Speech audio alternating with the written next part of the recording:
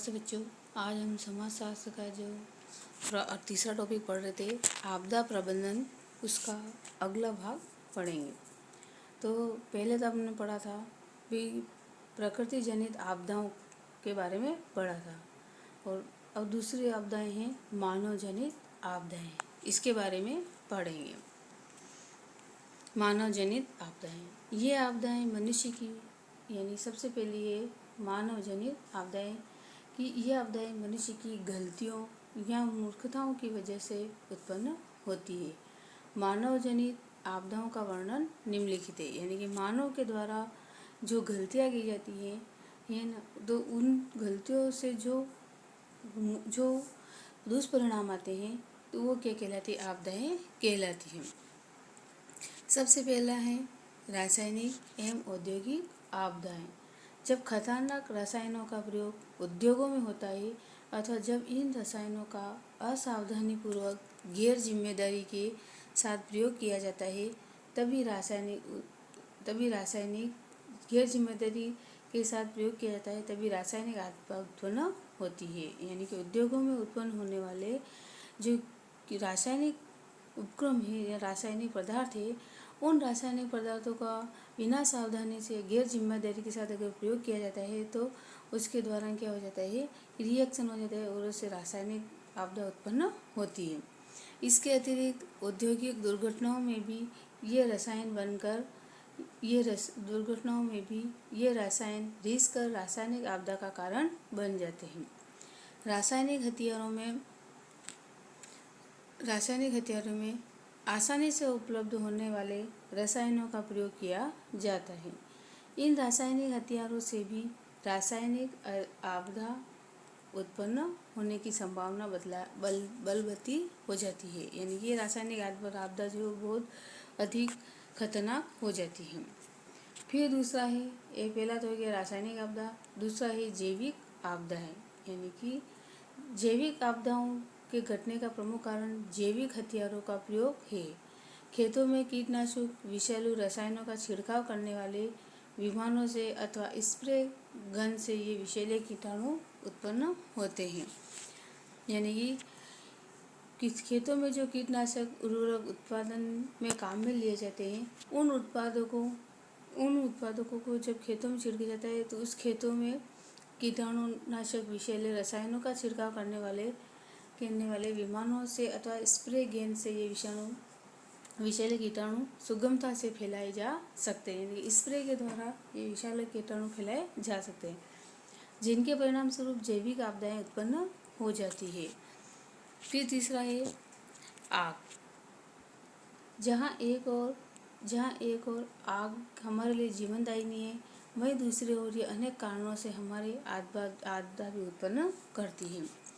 ग्रामीण क्षेत्रों में ग्रीष्मकाल में जब भयंकर गर्मी पड़ रही होती है और उस दौरान मुख्य फसल, है ना, गर्मी के दौरान मुख्य फसल खुले में शुष्क रूप में ऐसी ही पड़ी रहती है, तथा उसी समय गर्म आंधी व तूफान भी प्रायः अपना प्रकोप दर्शाते हैं, तब लापरवाही से हमारे द्वारा फेंकी गई एक छोटी सी चिंगारी आग का एक भीषण रूप धारण कर सकती है। यानी कि जब खेतों में सूखी फसल पड़ जाती है, तो उस समय ग्रीष्मकाल के समय जब तेज हवाएं चलती है, गर्म हवाएं चलती है, उस समय अगर थोड़ी सी भी आग फेंक दी जाती है, तो वो आग इतनी भयंकर रूप धारण कर सकती है कि खुले मैदान में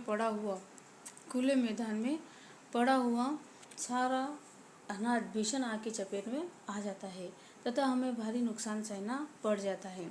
प्रायः देखने में आता है कि ये आए दिन रसोई गैस सिलेंडर फटने, मोटर गाड़ियों में गैर कानूनी ढंग से LPG सिलेंडर फटने इत्यादि की घटनाएं अखबारों में पढ़ने को मिलती रहती है। यानी कि ये सारी कारण जो है गैर जिम्मेदारियों के कारण होते हैं। पहाड़ी क्षेत्रों में आग की चपेट में अनेक वृक्षों को जलकर राख बनते हुए देखा गया है। यानी कि जब तेज आंधी तूफान होते हैं, तब पेड़ एक दूसरे आपस में टकराते हैं और उस घर्षण के कारण जो होती है, आग उत्पन्न हो जाती है और बड़े से बड़े जंगल राख हो जाते हैं।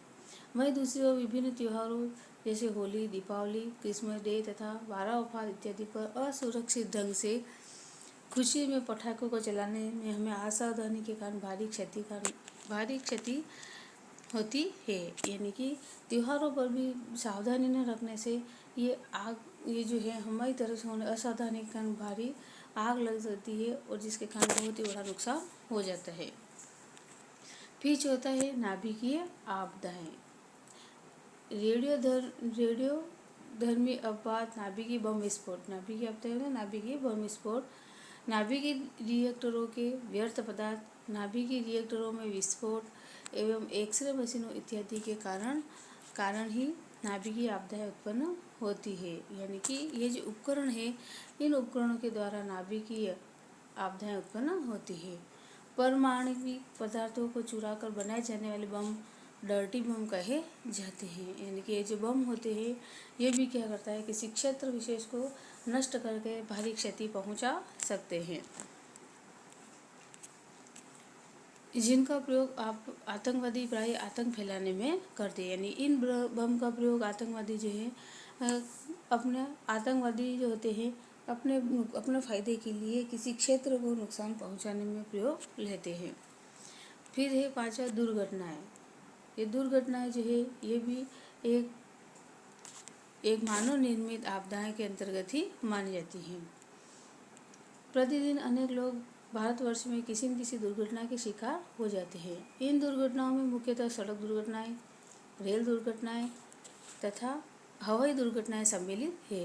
प्राय न्यूज चैनलों तथा समाचार पत्रों में भीषण रेल दुर्घटनाओं के बारे में सुनने को मिलता है कि आमने सामने की भिड़ंत तथा रेलगाड़ियों के पटरी से उतर जाना भयंकर रेल दुर्घटनाओं का द्योतक है, जिससे जान और माल का भारी नुकसान हो जाता है। यानी कि ये यातायात के जो साधन है, इनका प्रयोग सही ढंग से नहीं करने से या सावधानी पूर्वक नहीं करने से ये भी बड़ी दुर्घटनाओं का कारण बन जाते हैं और जिससे जान और माल दोनों की भारी हानि होती है। फिर छठा है आतंकवादी हमले।